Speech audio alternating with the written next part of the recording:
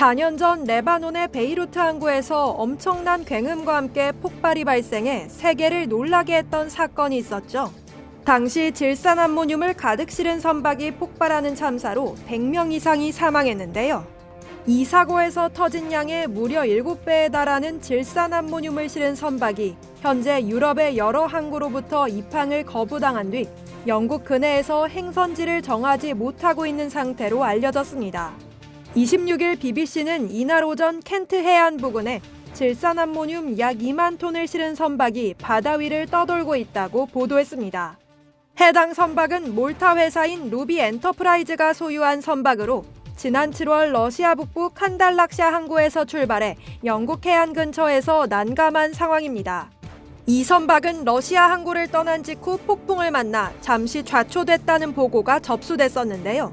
이후 노르웨이의 조사팀이 출동해 배의 상태를 점검했고 선체 프로펠러 및 방향타에서 손상을 확인했습니다. 하지만 선박 소유주인 루비 측은 배가 항해하는 데 여전히 적합하다는 판단을 했는데요. 배는 연료 보급 및 수리를 위해 다른 항구에 들르려고 했지만 입항 허가가 나지 않았습니다. 리투아니아의 클라이페다 항구에 들르려 했지만 거부당했습니다. 항만 당국의 최고 경영자인 알지아 라타카스는 BBC에 입항 거부 이유는 화물 때문이라고 밝혔는데요.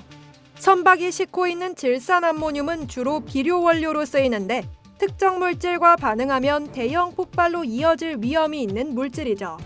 지난 2020년 레바논 수도 베이루트에서 일어난 초대형 폭발 사고의 원인이 바로 이 질산암모늄이었습니다. 당시 2,750톤의 질산암모늄이 폭발하면서 원자폭탄이 폭발할 때 생기는 버섯구름과 같은 모습이 관측됐으며 이 사고로 100명 넘게 사망하고 5,000명 이상이 부상을 당했습니다.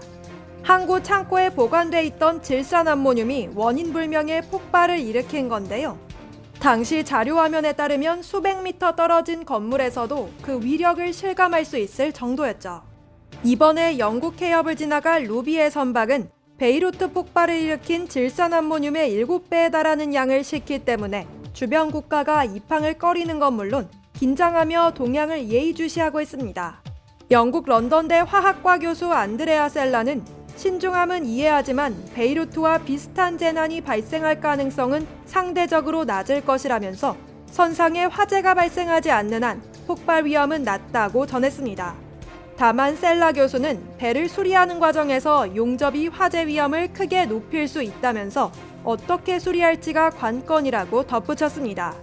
일각에선 폭발 사고보다 환경 피해에 대한 우려를 나타내고 있는데요.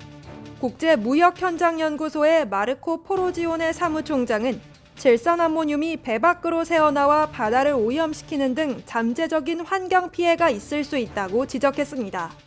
그러면서 만약 그런 일이 발생한다면 선박은 우회를 해서 오염물질이 더 이상 이동하지 않도록 해야 한다고 강조했습니다. 이상 여의도튜브였습니다.